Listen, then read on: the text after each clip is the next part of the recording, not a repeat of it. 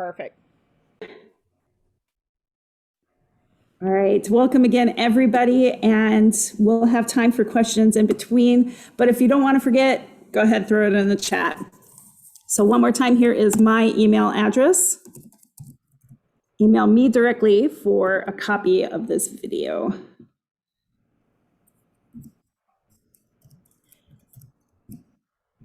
There you go.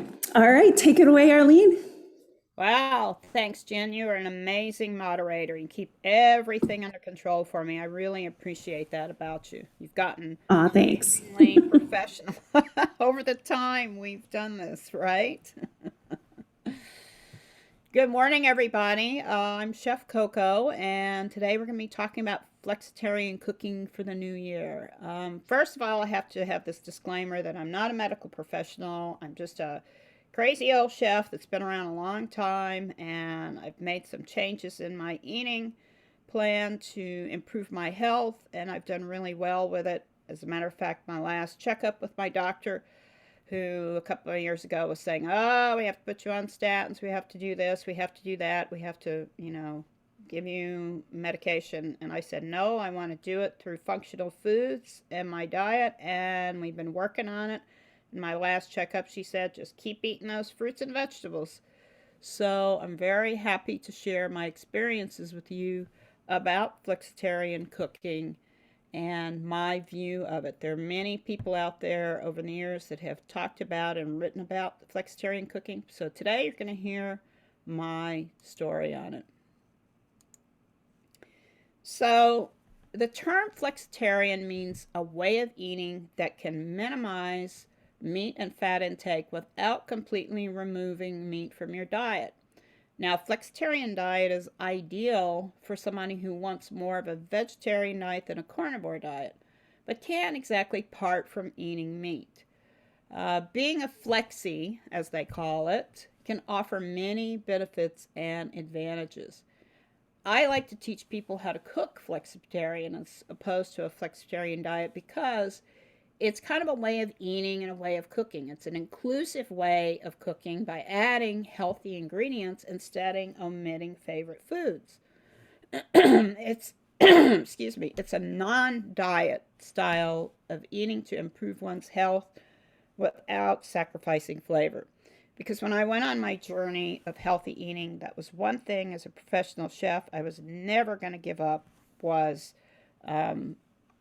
flavor, right? Now, the rules, they're really not difficult. It's all about just creating some adjustments along the way with your cooking and eating. My family and friends, they don't even notice that I'm flexitarian because I just kind of roll with it. Um, and it's cooking it, flexitarian consists of plant and animal protein, but it revolves more around plants, right? So you're always thinking about how you could get more plants into your eating plans. A lot of my inspiration comes from international cuisines. My travel in Thailand and Latin America have really influenced me over the years, and also, of course, my travels through Europe with the French cuisine. My culinary cuisine is based in sort of French because I'm Cajun or Creole, but I have influences from all over the world, and I tell you, the international cuisines are a great inspiration for new flexitarian dishes. So, studies have revealed that people following a high vegetable intake have lower BMIs, which is body mass index. Flexi eaters, they consume lower calories and higher fiber, right? Because you're eating more fruits and vegetables. It's just kind of a common thing, common sense thing. Now, the flexi diet allows for higher intakes of foods rich in antioxidants, vitamins, fiber, minerals, and of course, plant protein. You have improved metabolism with fibrous fruits and vegetables and lower blood sugar. Now, the edge you get from the flexi diet lies into the occasional meat intake, which some folks say remains necessary, but it's really nice because if you're going to a special dinner or a party or a wedding, you can eat a little bit of meat and it's not going to be an issue for anybody, right? I actually eat meat maybe twice a month, red meat, and it's usually a special occasion or if I'm somewhere and I know they're going to serve it. And what I also do is if somebody is asking me to their house, like for dinner, and they serving meat, I may just take a little bit and just fill my plate up with other foods because there's always other things to eat, right? People aren't just going to serve you that because as a chef, I get very few invitations to dinner, right? Because I'm a chef, and then to throw on, oh, well, I'm a flexitarian. Most people don't really even know what that is. So I don't want to scare them, so I just kind of roll with it. And that's the great thing about flexitarian. So it's occasional meat. Now, some experts say meat consumption is around 26 ounces per week, which is about 3.5 or 3.7 ounces, right? It's not about reducing meat, as I said, as much as adding other non meat dishes to enjoy. So, vegetables, I try to shoot for 7 and 9 servings because if I do that, I'm more likely to get in maybe 5, right? Because I'm the type of eater that I have all the intention to eat salad at lunch, but nah, I think I'm going to have a sandwich today or soup today, and I don't have that salad. So I always have to try to figure it in and being flexible about it, right? I also eat a lot of eggs, tofu. I'm really learning how to cook tofu. It's so easy to cook. The secret to tofu is to freeze it, press it, and then thaw it, right?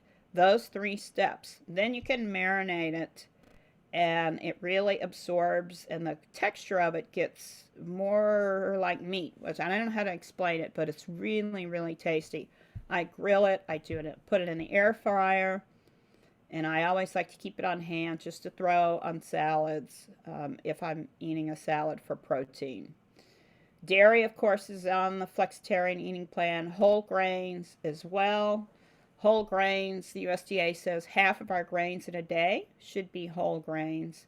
And of course, I love being from Louisiana. I use lots and lots of spices and other flavor ingredients. And when I travel, I'm constantly on the hunt for new spices and flavors. My favorite recently has been the Urfa pepper. It's sort of like the Aleppo pepper, if you've ever heard of that, that's from this area.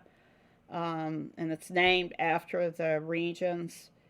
And it's really a nice flavor. Sumac is another flavor I enjoy working with, putting on potatoes and all different types of dishes. So it's really important to have these spices that you can go to and just kind of add a little bit to your dish that just kind of kicks it up a notch, but doesn't, so you won't miss the meat, right? And of course, the experts say don't forget physical activity. Very important. So we talked about earlier, it's about 3.7 ounces of meat a day. So I don't really look at it that way. I can easily eat no meat for breakfast and lunch. I just, or eating these alternative things and eating maybe my protein at night or splitting it up between lunch and dinner, a couple of ounces. Because if you have soup with a meat in it or salad with a little bit of meat in it, it's really not going to add up to very much. And I can make fabulous bean soups and bean dishes that I love to eat during the day, so I can easily do that.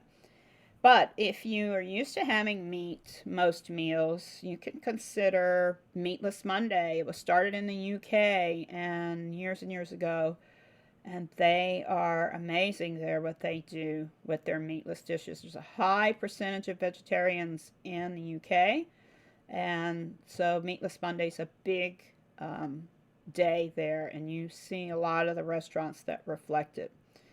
And I also try to eat a giant salad for a meal a few times a week because certain doctors have said, eating greens is one of the healthiest things you can do. Leafy greens, dark leafy greens, tons of vitamins and antioxidants that help our brain function better, help with inflammation, and also all these other great things. So, having a transition period, taking small steps, I think is really critical. It took me, I did a year of plant based, like 90% or 80% plant based, and then I transitioned to Flexitarian all the way, just doing small steps. Takes a while to transition. And thank goodness my doctor is on the same path as that and saying it takes a while to make changes. So don't, beat yourself up if you're not perfect already. So some experts say a beginner flexitarian is meatless 2 days a week, and then they would consume the 26 ounces, right? And then the advanced is 3 to 4 meatless days, and then so your more meatless days you have, the less meat you eat, and the less you'll cut back on meat. And then if you're an expert, you're only eating 9 ounces, and that's maybe a couple of meals a week of meat. But it could be more if just depending on how you decide to do. This is just a guide. This is not written in stone by anybody in particular.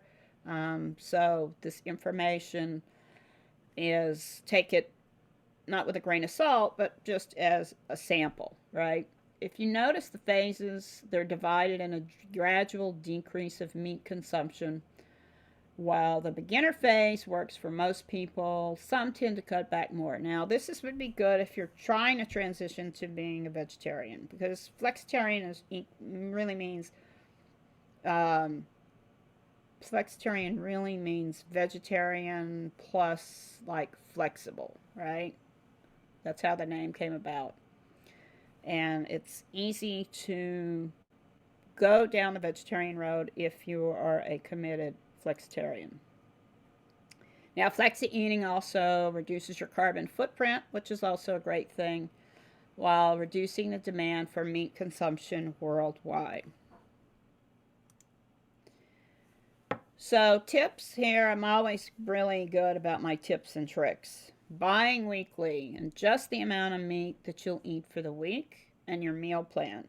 I know when I buy all these products, even just non-meat things, if I buy too much in a week, because I get overzealous at the grocery store, I go, oh, that's on sale. Oh, I have to have that. Oh, yes. And if they're fresh foods, I'm like looking in that refrigerator every day. Oh, my goodness, I have to eat that. Oh, because it's going to go bad, and we don't want it to go bad, right? So buying just what you'll eat for the week for meat can help you eat what you intend to eat. Now, a note about processed foods, the USDA tells us not to eat processed foods more than twice a week. So what are processed foods? Highly processed deli meats, hot dogs, things that are processed and have additives and preservatives in them. There are meats and things out there that are not processed that are really good deli meats. You just have to look for them. So the easiest way to eat more flexitarian is to eat more fruits and vegetables than usual at meal times. Like if you have oatmeal in the morning, always have fruit with your meal. Lunch, increase eating your meat alternatives like tofu and beans. That works well, I think, at lunch. And for dinner, I always have a salad plus a vegetable, and I usually eat 2 vegetables and protein, whether it be beans or meat a little bit, but I always try to have 3 vegetables at dinner, because that way I'm getting 3 in, and I can get maybe 1 or 2 at lunch, 1 at breakfast, and then if you have an apple in the middle of the day or a banana, that counts as a serving. And by the way, USDA thinks a serving is a half a cup. So if you look at it from a half a cup, it can add up pretty quick, right? When you're eating leafy greens and vegetables and a big salad. Big salads can take you a long way in your goals, I have found. But again, gradually doing it. And don't try to just eat salads every day for a week because you're going to get sick of eating that. I mean, I find that in my breakfast routine. If I'm eating lots, the same thing every day, I'm like, oh my God, I can't eat this anymore. So just kind of have different options that you can eat that you really love to eat, right? If you love berries, eat them, make them sure that they're there all the time.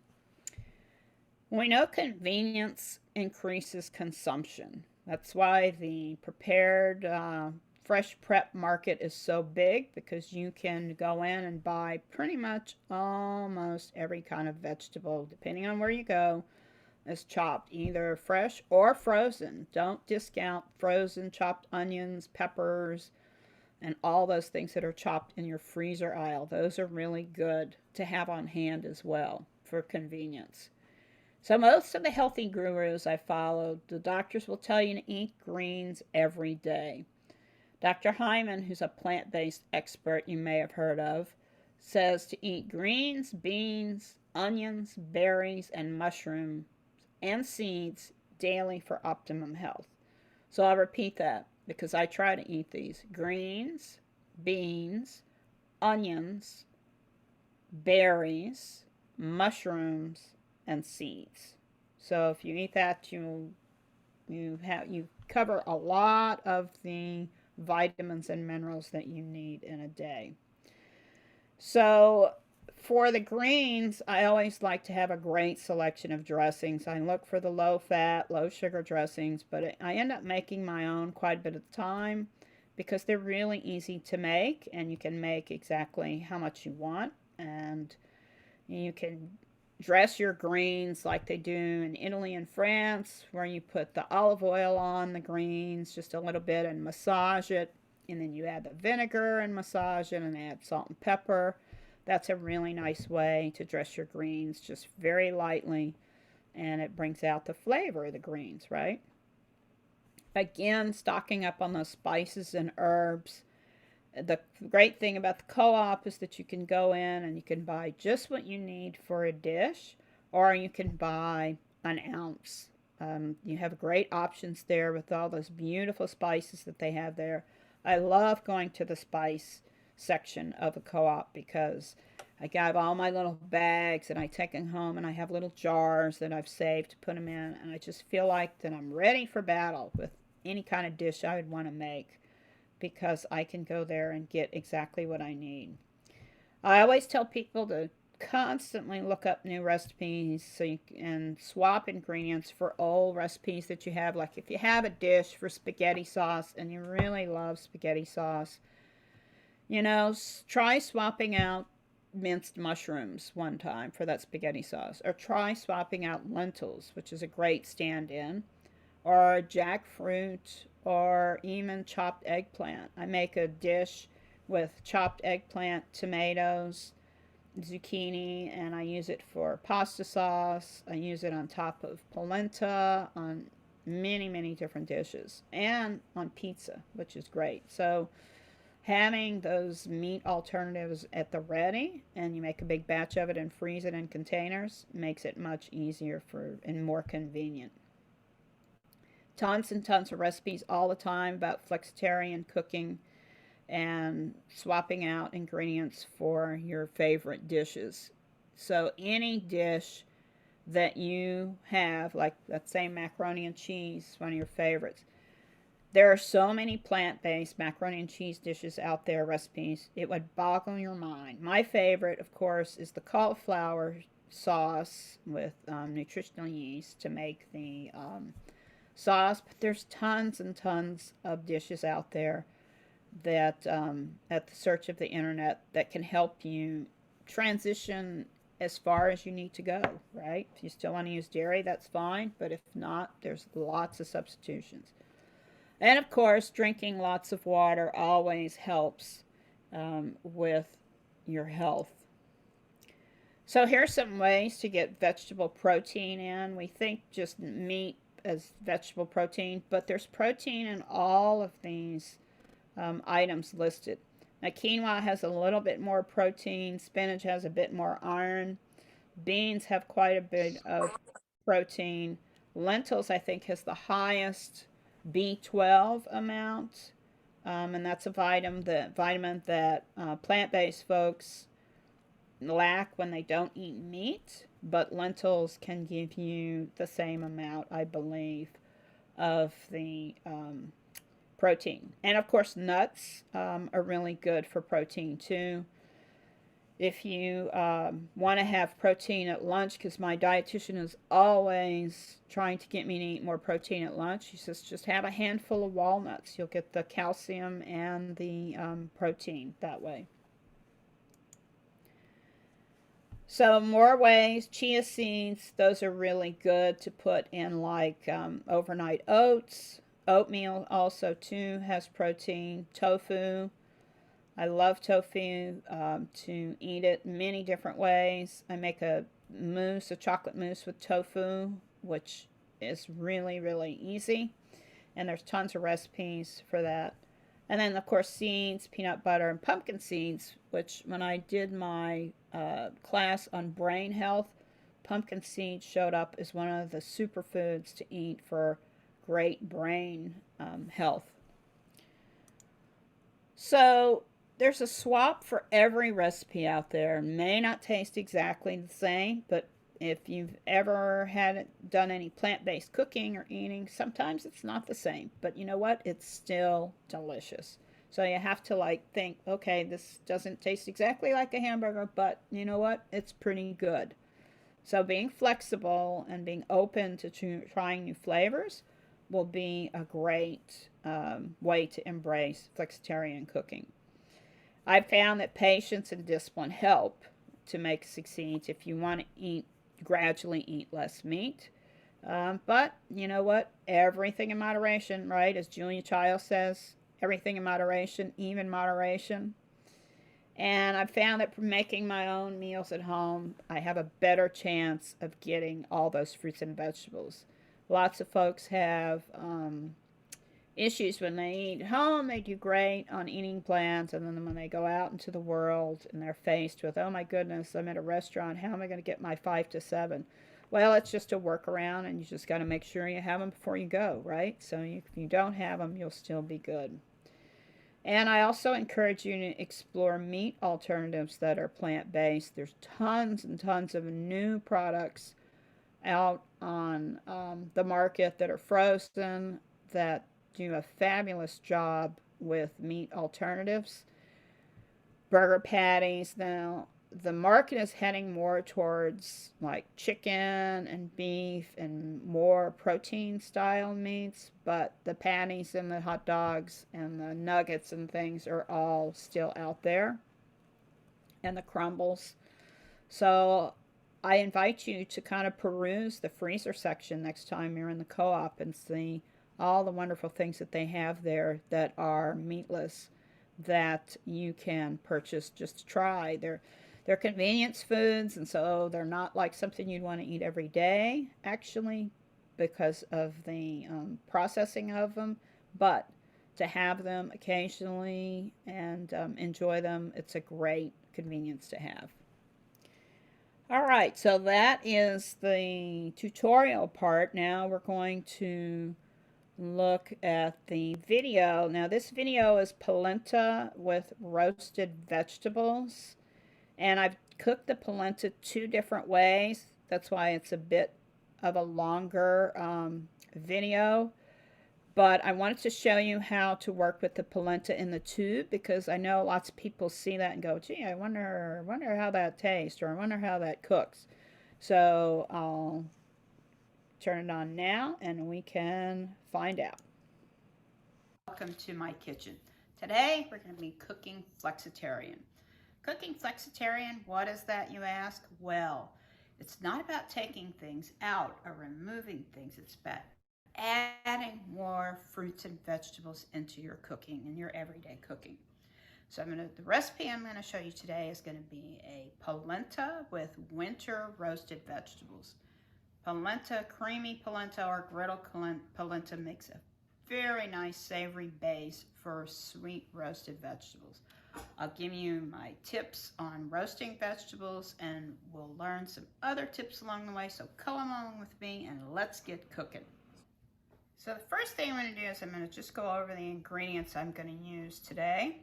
So first of all, we're going to start with the roasted vegetables. And here I have some cauliflower. I have 4 cups of cauliflower here that I've broken apart. And I'm actually throwing in some radishes too, because radishes are actually very delicious roasted. I have a butternut squash here that I've peeled and diced. And then I have a roasted red pepper here too that I have chopped. So also with this, we have onions, of course, so we have to have our aromatics. The pepper and the onions are our aromatics, and aromatics are just kind of base flavoring ingredients.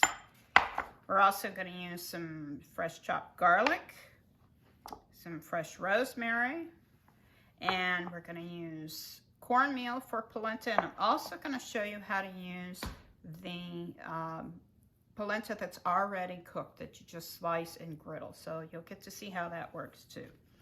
I'm going to be sweetening my vegetables with a little birch syrup. You could use maple syrup as well. And I'm also going to be using some roasted garlic stock for my polenta and also some cheese.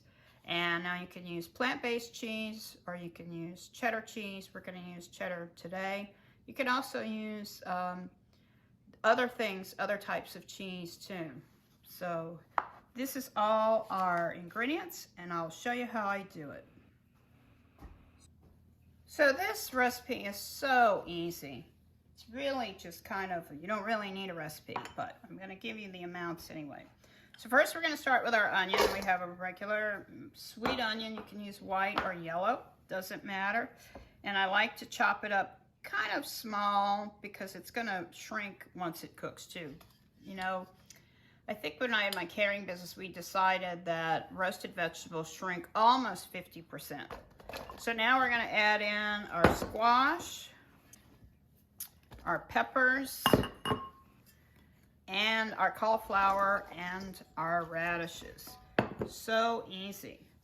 So then we're going to add some olive oil.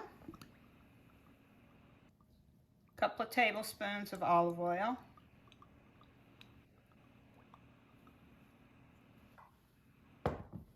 Going to add the garlic, chopped garlic,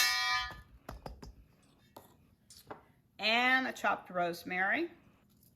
You can use fresh or dry because it softens up when it roasts. And finally, last but not least, about a tablespoon of my syrup.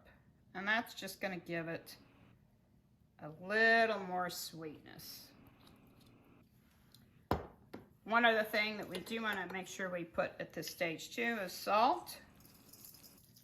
And I'm just using some kosher salt, about a ½ teaspoon, and some black pepper.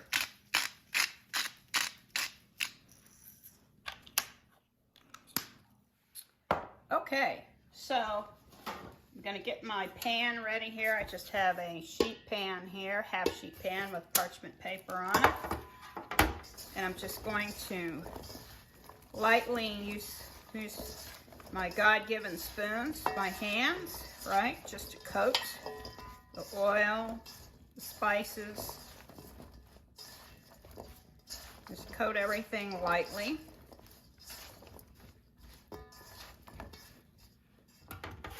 And we're just going to pour them on the sheet pan. Make sure we get all the oil.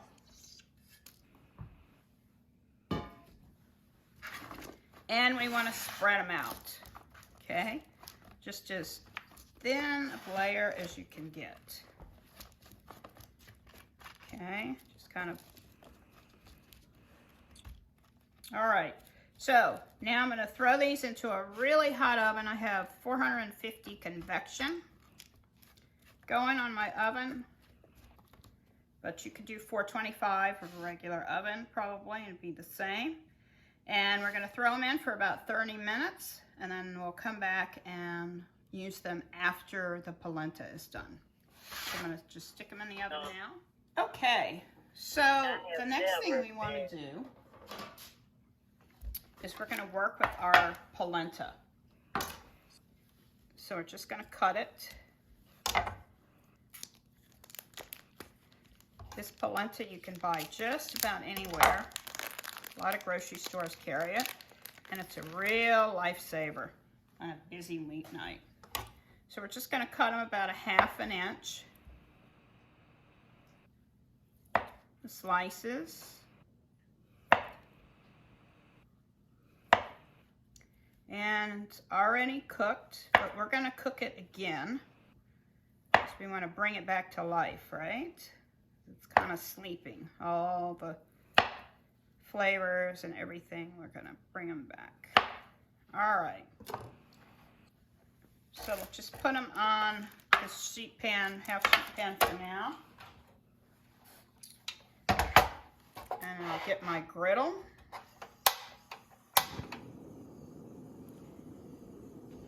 And I'm going to put my skillet on to heat up my pan.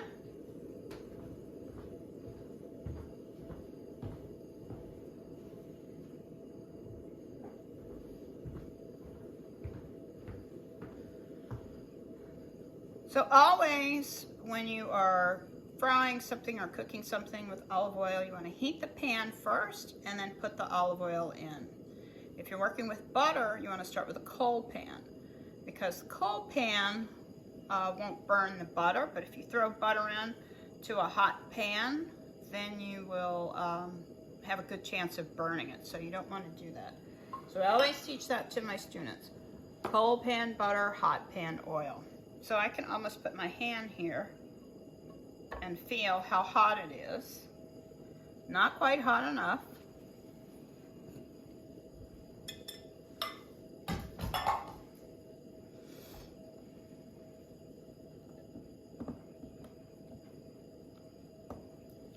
Okay, so now I'm going to add some oil, and I'm just going to use extra virgin olive oil. You can use avocado oil, vegetable oil, whatever you prefer.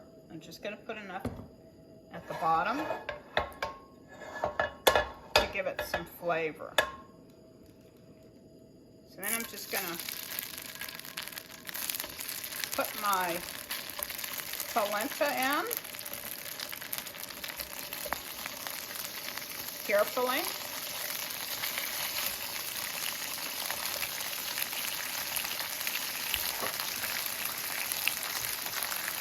I'm going to turn my heat down a little bit.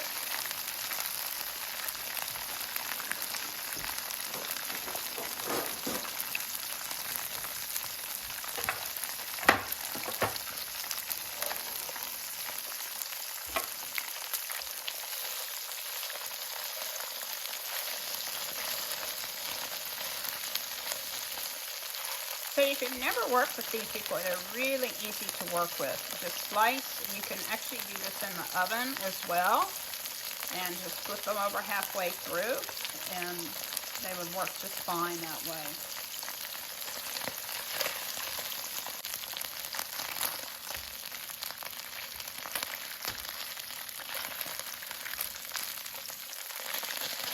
So when you turn them, they're going to look a little darker in the yellow. That's how they look when they start cooking.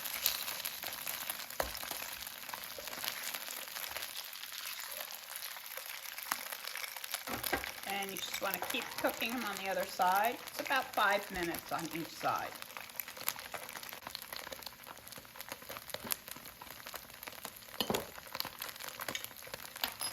So you want to season with some salt. Then I'm going to use white pepper.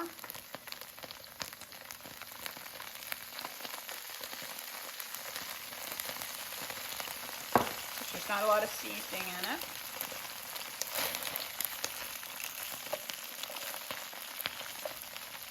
So I think these are good. I'm going to go ahead and take them off. And put them on my pan here.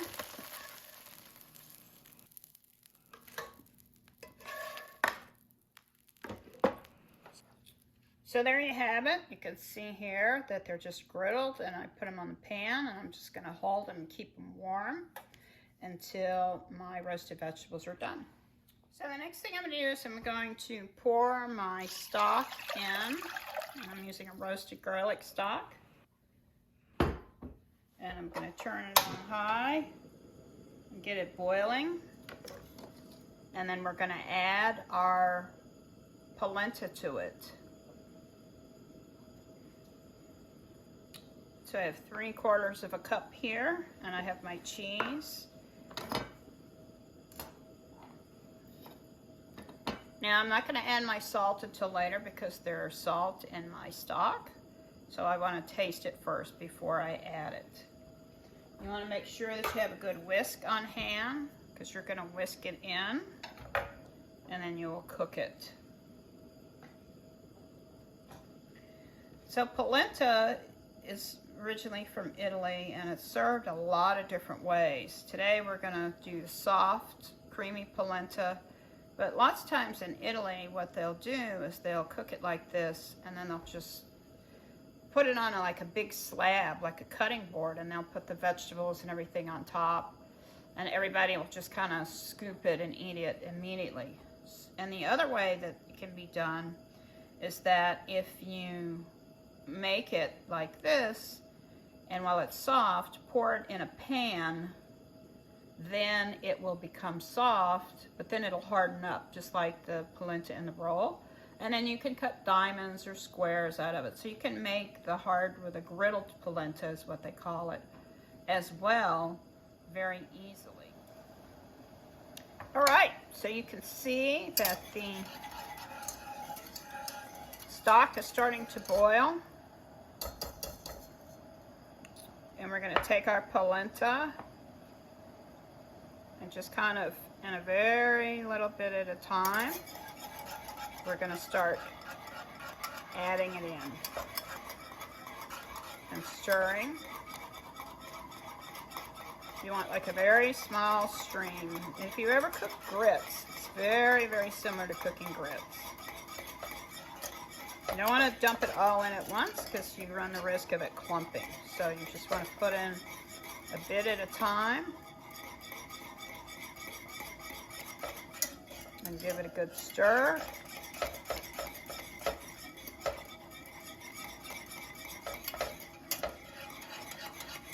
So it can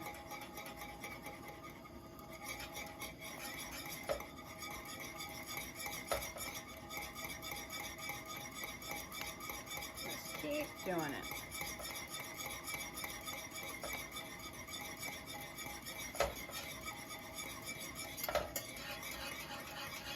And do it again. Now it'll also start to boil a bit. So you want to turn your heat down so it doesn't boil over. And just keep stirring it. And then you'll see that it'll start to thicken up.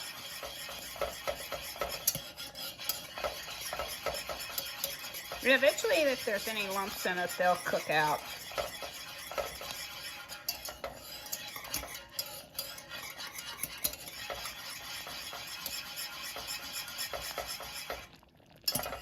See how it's starting to cook. All right, so now it's a good time. It looks like it's pretty well stirred up. Put the lid on it and put it on low heat. Very low heat, right? And we're gonna cook it. While that's cooking, we'll go ahead and check our vegetables.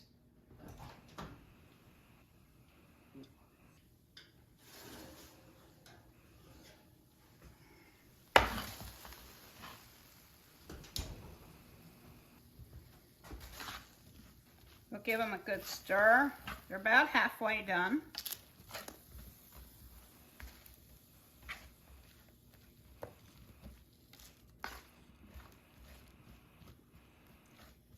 Wow, those smell wonderful.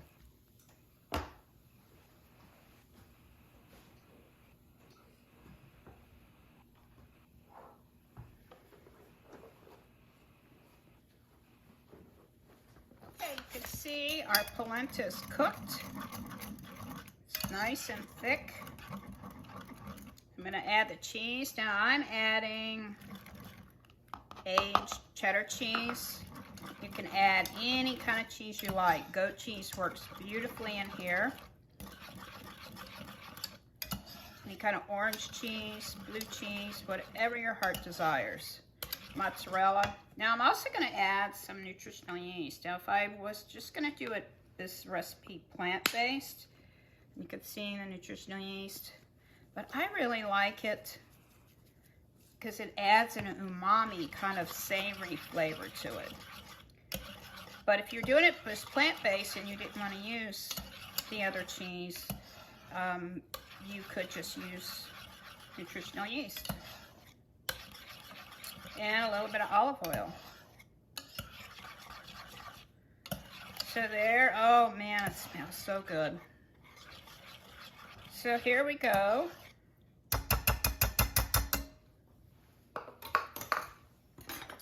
gonna put some in a dish like this. So you see how it's creamy.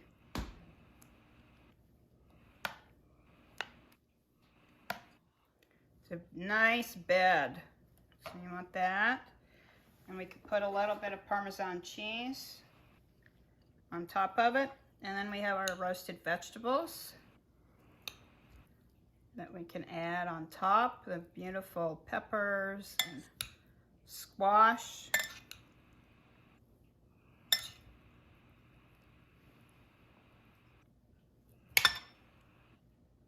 Lovely.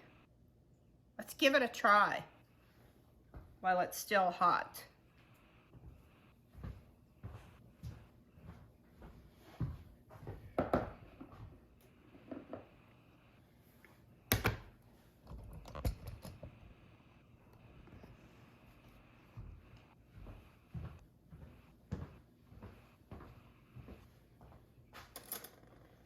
Wow, this looks great. I'm trying to get out of the sun here. I'm in the sun. So, let's just try a little bit. Oh, it's hot, right?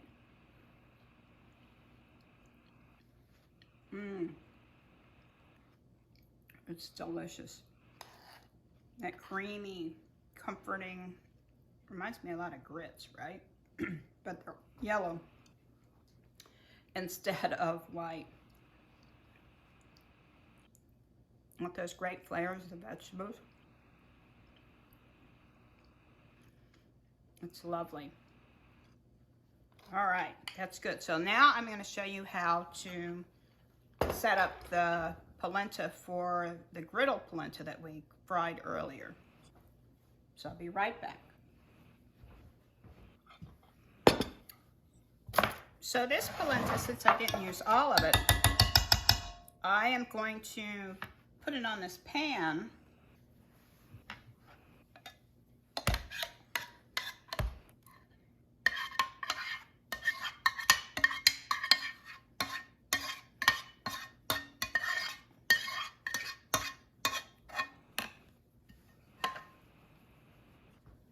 Okay, I think I got it all.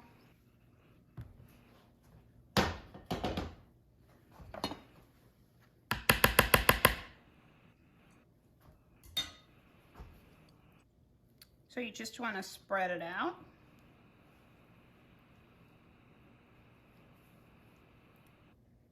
And this is if you wanted to serve it griddled,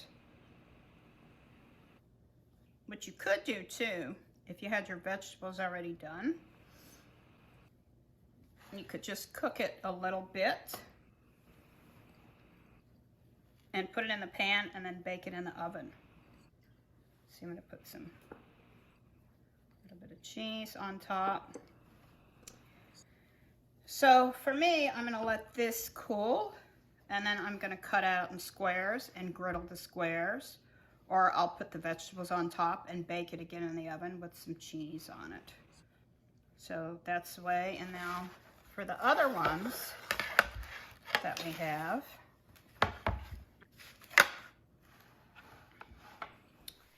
what we'll do for this one is, I think what I'm going to do is I'll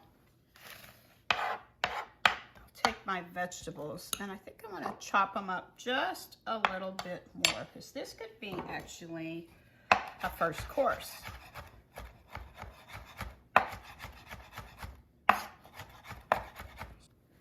So I can use this as a first course. All right, so we'll put them, just put them on top.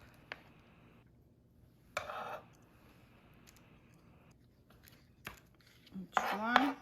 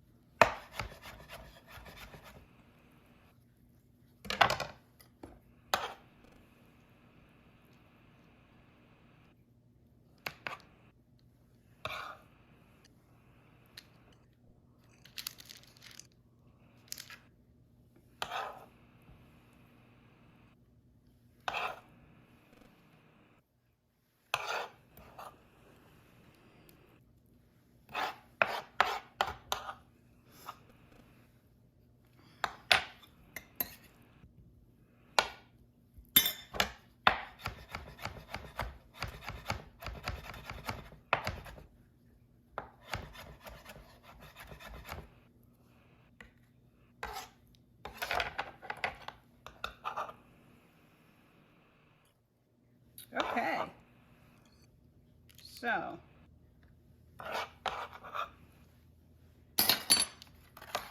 there you have the polenta cakes, and I'm going to put a little bit of cheese on top, and I'll set these up for later for dinner, right? You can do this earlier in the day or the day before actually, and just put them in the fridge, and then you just pull them out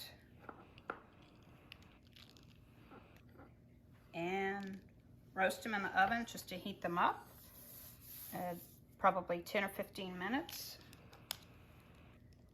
in a hot oven, and they'll be perfect. Okay, Jen, if you want to come in and we can do some questions. The biggest question we have was the roasted garlic stock. How did you prepare that? Well, I took advantage of the convenience of roasted garlic stock from Better from Bouillon. Oh, okay. So that's just a little product that you can find in a jar by the soups section. Yep. So Yeah, I really like those. They remind me of the bases, miners' bases, in when I worked in restaurants. We used those bases because you can get low sodium, and yeah, they have a new one, roasted garlic, and I can even get it out here in the hinterlands of Michigan. So you guys probably have it there at the co-op. I would imagine. All right, I may not have spelled bouillon correctly, everybody, but here is that product. And yeah, you can find that just about anywhere.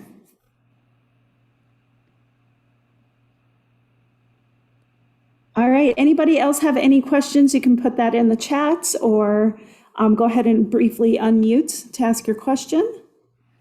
We had a lot of really great questions about polenta, but I'm pretty well versed in cooking with it, so I answered those already. Good.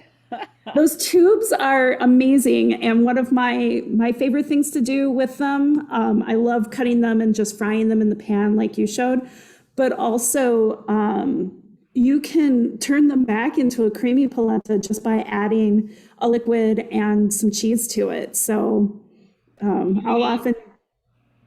Okay, step back. What stage can you add it? Because I want to So learn something. when it's already firmed up in the tube, I'll take it and I'll cut it into chunks and I'll mash it and add liquid to that to make it a creamy polenta again. So, Whoa, that's a game changer. see, that's awesome. I never knew that. They should put that on the tube. Maybe I'll market it. Awesome. All right. So it looks like we are going forward with the Creole bruschetta, right? Yes, and this Perfect. particular one has shrimp in it, but you can make it very easily without the shrimp. So we'll go ahead and, whoops, sorry. There we go. Hi everybody, Chef Coco here. Welcome to my kitchen. Today I'm going to teach you how to make a different type of bruschetta. Now bruschetta is a little bitty open-faced crostini with tomatoes traditionally, basil, cheese. But today I'm going to give it a little different twist. It'll have a Creole twist with some Louisiana flavor, and we're going to use shrimp in it as well. So come along with me and let's get cooking. So let's go over all the ingredients in our bruschetta today. So first we have, of course, a loaf of French bread, and this is one of those just loaves that you buy in the grocery store, artisan baguette, and it's kind of soft, which is what you want. And we'll slice that up. We're going to also use some chopped green onions sliced. And I'm going to use these Wild Wonders tomatoes, the little different types of colored tomatoes, which I really like, little heirlooms. We're going to have some mayonnaise for binder, egg white, and we're also going to have some Cajun seasoning. Today we're going to try Nunu's, one of my favorites. I've actually been there. It's a great meat market down in Lafayette, Louisiana. We're also going to use some Parmesan cheese, and we're also going to use some shrimp. So here's our shrimp. Now I just bought it already cleaned, peeled, deveined. The main thing you want to make sure is that you don't have any tails on it. So there's a couple of different steps to this. So let's go ahead and get started, and I'll show you how I make it. So the first thing we do is going to slice our bread. And we just want to slice crossways. Have a very nice, sharp, serrated knife. Does the job quickly. And then we just want to put them out on our sheet pan.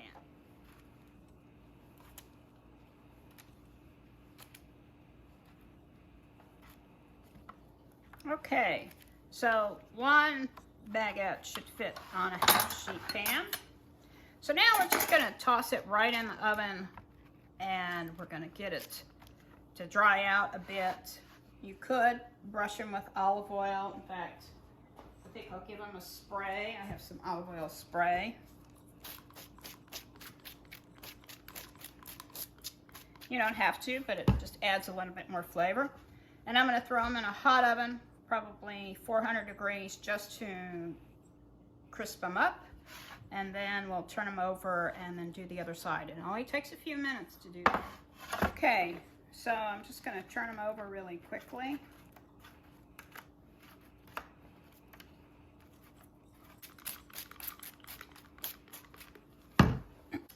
All right, so we have them nicely broiled here. We're going to let them cool for just a minute while we make the filling. So how we're going to make the filling is we're going to first heat our pan, and we're going to use olive oil in the pan. So we're going to heat the pan hot and then add the olive oil to it. Because remember my motto, hot pan oil, cold pan butter.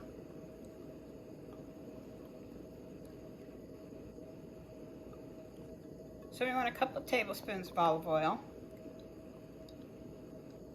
You could use avocado oil too if you like. or grapeseed oil. Those are my favorites to cook with. All right, so now I'm just gonna take my shrimp, and I'm thinking, let me just try one and see how hot it is. Oh yeah. Gonna throw my shrimp in.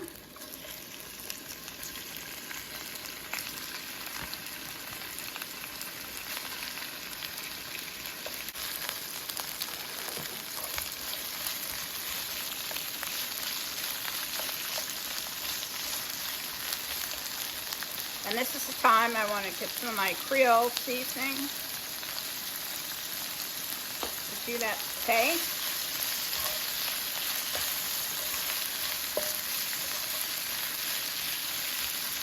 And then I'm going to throw some garlic in. I love a lot of garlic, so I'm going to put a good bit.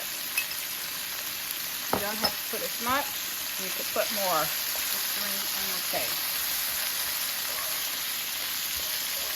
So I'm just going to cook these till they're just starting to curl.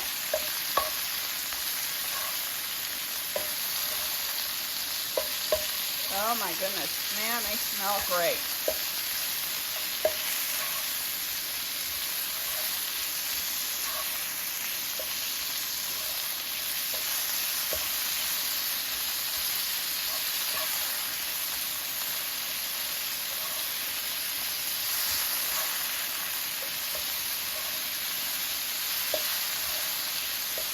Turn my heat off because the residual heat in the pan will continue to cook the shrimp.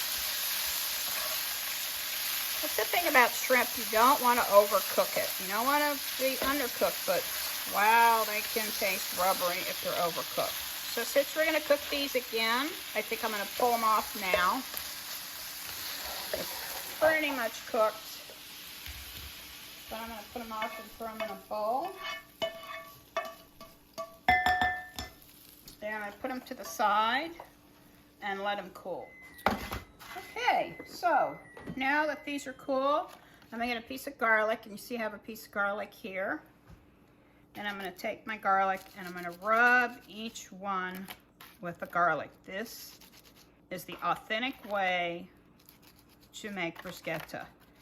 I've seen it many times, and it just imparts that flavor on it. So you want to do every one, just give it a good scratch with the garlic, and it'll give it that extra little garlic flavor. Great for appetizers for upcoming sports games, football games, right? Or Valentine's Day, whichever you like. Or Mardi Gras, right? Because Mardi Gras is coming up too. Since we're making this in January. Those are good, and now we're going to put that to the side.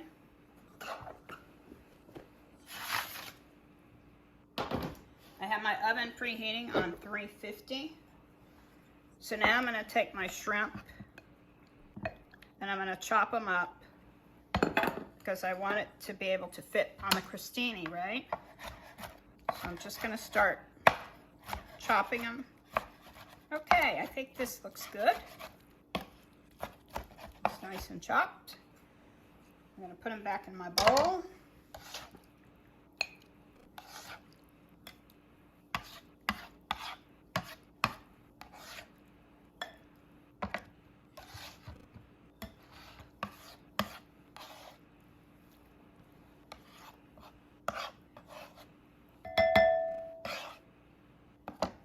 All right, okay, so here we have our chopped shrimp mixture. And now we're just gonna add some other ingredients to it. It's really, really simple. So we have our mayonnaise.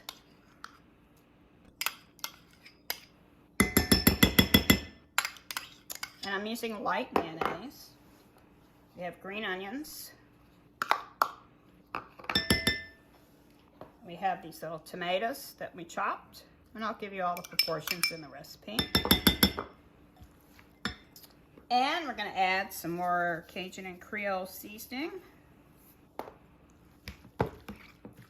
And we also have an egg white we're going to throw in there, just for good measure, to make sure everything sticks together as it should. Wow, it's beautiful, isn't it? I did a dish years ago in my catering business, similar to this, but I just used onions, chopped onions really fine. And I mixed it with like an egg yolk, maybe an egg, and Parmesan cheese. And I put it on a crostini, and no, actually it was dark rye, the pumpernickel rye. It was delicious. It was a great catering item. So this is kind of similar. So now that it's really mixed really well, I'm going to add a little bit more salt. To add for the salt for the shrimp.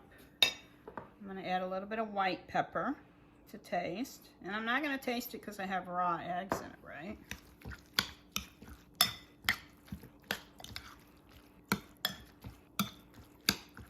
Okay, so there's the mix. So we take our pan.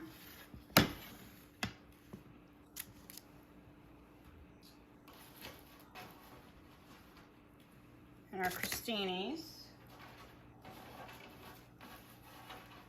And I'm only going to do a few for the purpose of demonstration for you. And we'll get this filling. Put it on the crostini. Now it doesn't matter if it soaks it in, because the crostinis are a little crunchy. So the liquid in the mix can soften it up. So that's not a bad thing. And this is something that's easily done at the last minute. You can make the crostinis ahead of time. And you can even make the mix ahead of time. A few hours anyway. Because we don't like to keep raw eggs around for too long.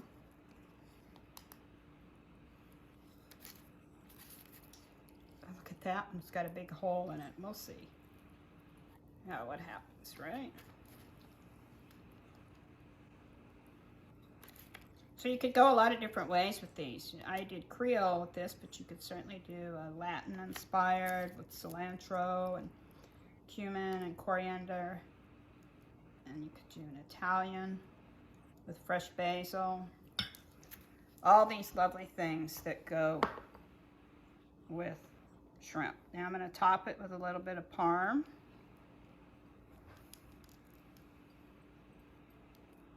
Now if you wanted to make these plant-based, you could skip the shrimp and do vegetables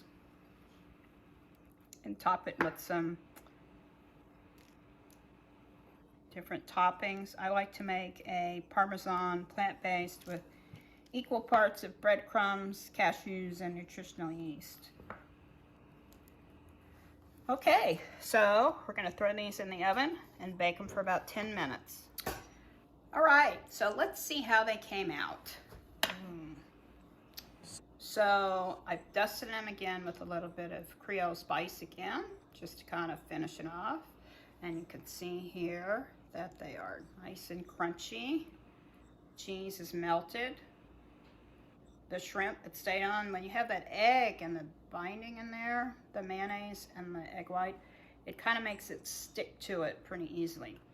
And what I found about these too is that they hold really well in a warm oven. So if you want to make them and hold them a little bit, you can also do that.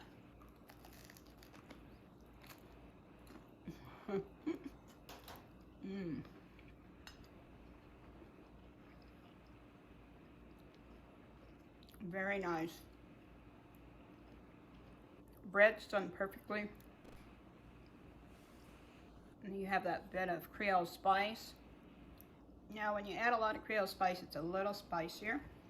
So if you're not in the spice, just don't add as much, like at the end, but I like it.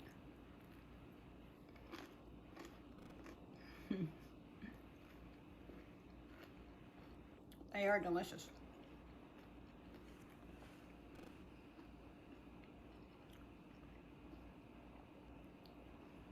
You could also use this filling by taking your French bread and cutting it horizontally and taking some of the stuffing out, put the filling in, so it's like a boat, and baking that too, and cutting it in slices. That would be really nice too. So there's a couple of different ways you could do it. Anyway, I hope you try this recipe. I've really enjoyed making it for you. It just shows you part of a flexitarian eating plan or cooking plan.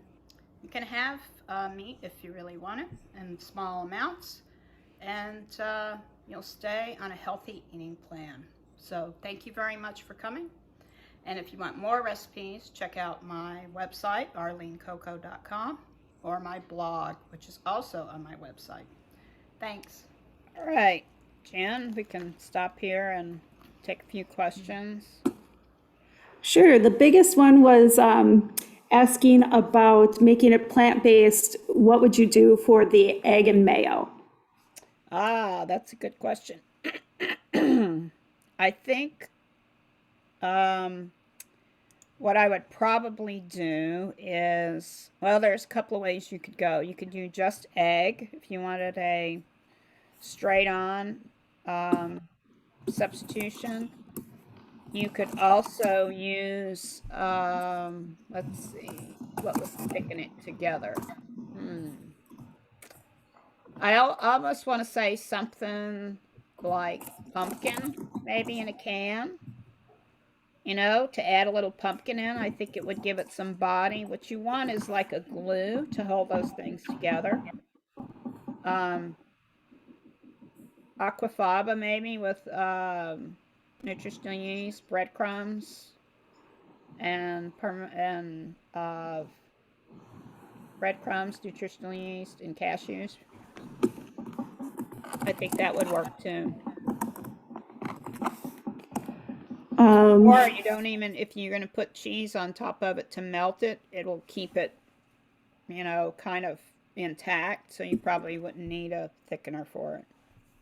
Sure. Yeah. There's lots of different plant-based mayos on the market. There you go. Let's see what else. I said maybe a flax egg. So you take flax meal and add a little water, and the flax meal will soak up that water, absorb it, and become kind of viscous.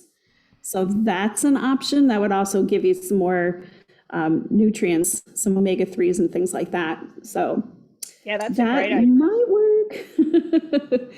Somebody, if anybody tries these alternatives, get back to us and let us know how they worked. And then I know that in the notes, Arlene mentioned that if you didn't want to do the shrimp, hearts of palm was a good option. I think really chia seeds. Yeah, that's kind of similar to a flax egg. So the flax, though, if you grind it up nice and firm, it doesn't have that same kind of texture that chia seeds can have. I don't know. I've never tried making a chia meal, but maybe that would also work. Mm-hmm. Yeah, I find with my plant-based swaps, you almost have to match the ingredient plant-based swap to the actual dish, and sometimes you got to poke around and, you know, figure out, do it a couple of different times to where you get it right. Mm-hmm. I found that to be true. It's a little more science than cooking when it comes to those substitutions. That's exactly right. It's a little more science. You just got to get it to what you want. But I find that I have some go-to things after a while that I just keep on hand to go to. Definitely. Terrific. If anybody else has anything more to add, you can put it in the chat, and we'll just continue with this awesome chocolate mousse recipe. All right. This one was a little earlier, you'll see, in my career of videoing. So yeah, be kind, because, you know, I'm a chef. I'm not an editor, a video editor, but it's good for comic relief, right? So what we're going to first have is we have some really good premium I'm explaining cocoa the powder. ingredients. You want to buy the best cocoa powder that you can get, because you're not going to be baking it, and it's not going to be, it's going to be mixed with things but it's not going to be heated or transformed, so we're kind of pretty much going to eat it the way it is. So we're going to start with that and the avocado. So here's my other ingredients here. We're also going to have some orange extract, I'm going to use agave and maple syrup to sweeten it, and I also have some espresso. So one thing I want to share with you about avocados is when you see the end there, you can pull it off. That means the avocado is ripe and ready to go. So we're just going to cut our avocado in half, and I have some other avocados in the food processor as well, because we'll make this in that. And then what we'll do is I'm going to show you this trick with an avocado that you might enjoy, and you can practice and impress your friends. So we're just going to take a spoon and we're going to just flip it over on our cutting board, and then we're going to take a very sharp knife and we're just going to slice it and get that little piece as thin as you possibly can.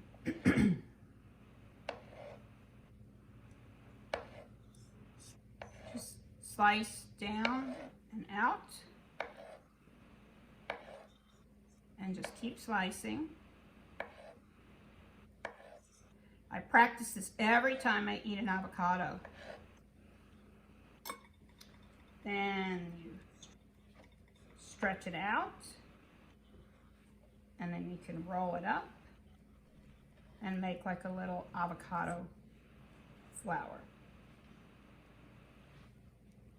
or an avocado fan.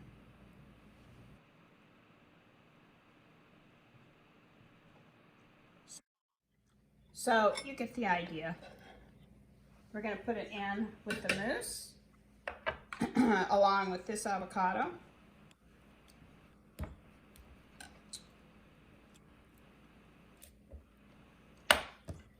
And we're just going to take a spoon and scoop it out. And that's all there is to it.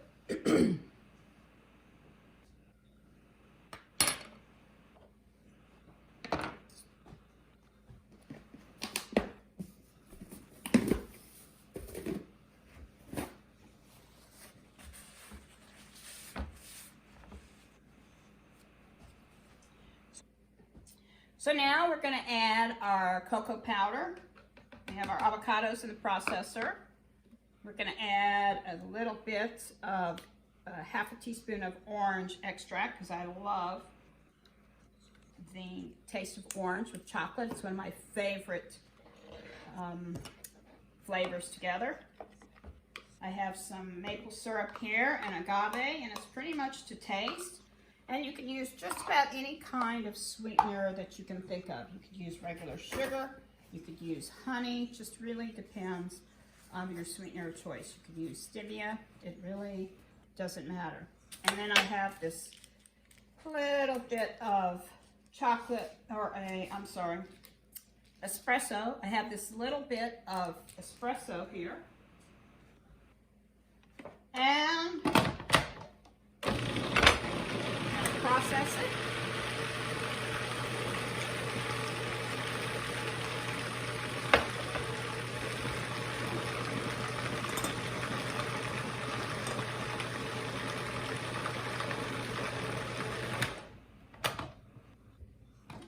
And just taste it first. Make sure it's smooth. Just give it a taste. Oh, wow, that's great. That instant coffee just really makes it fun. Taste that deep richness. So you want to make sure that you puree it till it's completely smooth. And you can even use frozen avocados.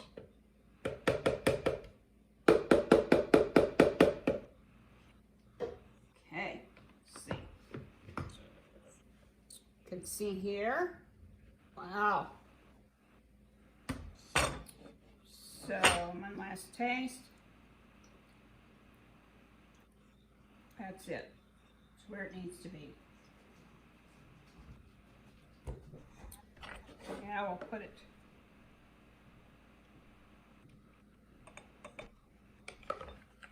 You could pipe it through a piping bag if you like, but I'm going to garnish mine with some raspberries and some whipped cream.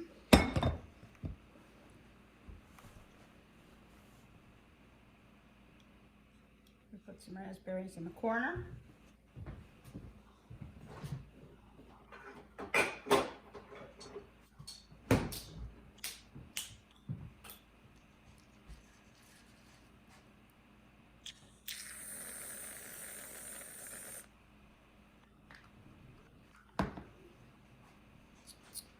Add a few raspberries at the bottom.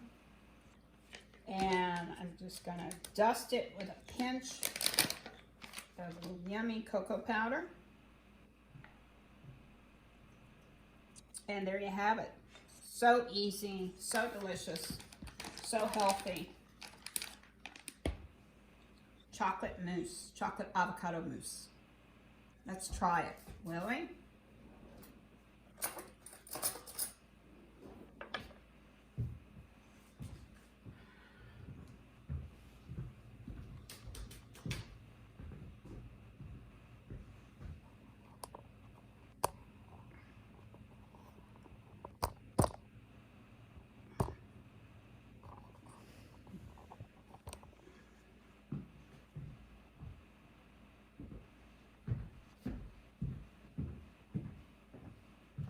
Okay, I'm back, and now I'm gonna try some.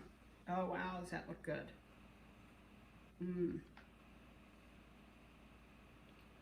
I can't tell you how smooth and chocolatey it is. Using that high quality chocolate cocoa powder and avocados, and you can even make it, you can even freeze your avocados and use it for it, which is really fun if you have extra avocados.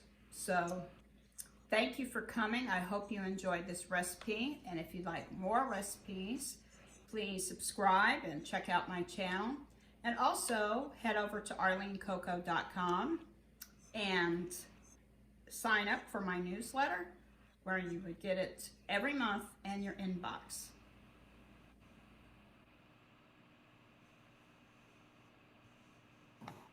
All right. So there you have it. So my newest thing is I'm doing podcasts. So but let's go and do questions before we do that. Beth asked what leaf was used as the garnish. I'm guessing it was probably mint, right? Yes, that was mint from my garden. I used chocolate mint. I have a bush that grows. Oh, awesome. I want one of those. It comes back every year faithfully out in the yard. Oh, that's so cool. No, I know you can make whipped cream with coconut fat, correct? Yes, you can do that. You just want to take the top part of it and whip it, probably in a food processor with some sugar, or believe the co-op sells cocoa whip, don't they? We do, yes. Yeah, so that's a plant-based Cool Whip type recipe, everybody. I also have heard that if you do choose to make your own Cool Whip with coconut fat, that it helps to freeze it. So have it really cold and have it in a cold bowl when you process it, because that'll help it whip up and actually have some consistency. And I've heard you can whip aquafaba too. I haven't tried that one. Yeah, I've heard people making pavlovas out of aquafaba. Ooh. So for those of you who don't know, aquafaba is the leftover liquid in cans of beans. So you can save that and use it for vegan recipes. But it's specifically garbanzos though, isn't it? Is it? Okay, I wasn't sure.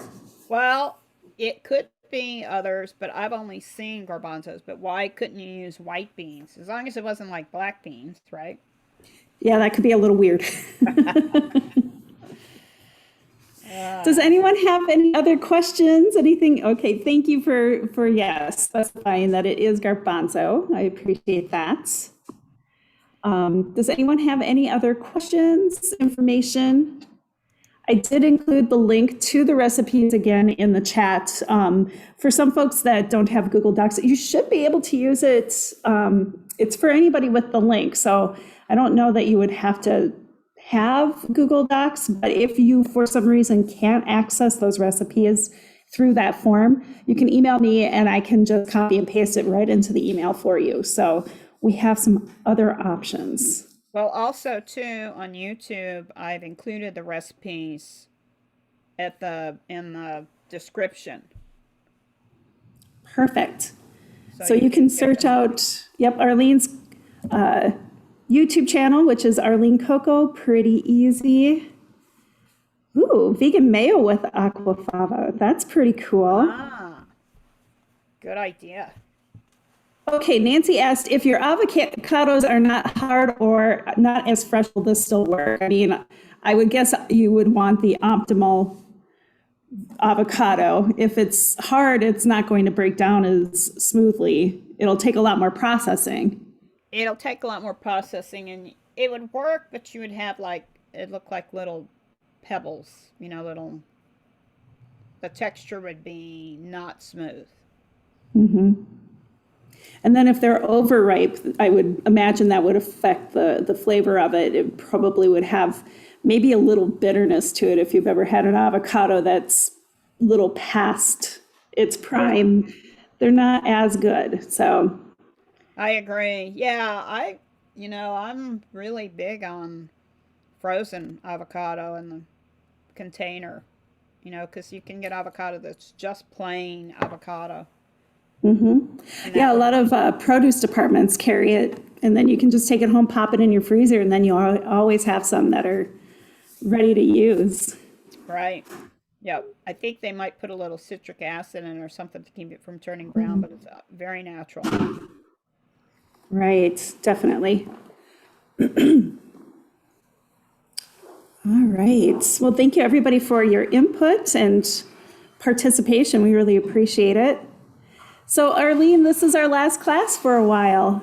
Yeah, I'm taking a hiatus on classes just to kind of work on my podcast, which is my newest venture. And so you can find me. I'm trying to put out podcasts every week. And I'm on Apple Podcasts, Spotify, and Google Podcasts. And it'll just go with the seasons. So we'll see how that goes. And, I'm sure I'll be back again. I just need to focus on that. And I'm going to be traveling quite a bit for the winter. So might as well. Yeah. So we still have cooking classes. I myself teach both adult and children's cooking classes once a month. So you can check out our website or Eventbrite for those. And again, lots of movement classes, lots of health and wellness, and informational classes. So check us out at wholefoods.coop/classes. And for those of you who have requested the recording, I will get that emailed out once it downloads. It takes a little bit of time for that to happen, so I might not get to it today. We'll see what happens.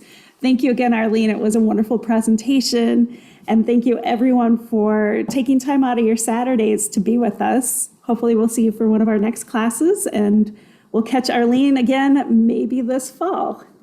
Yeah, sounds great. All right, everybody. Thank you again. Take care. Have a wonderful rest of your day.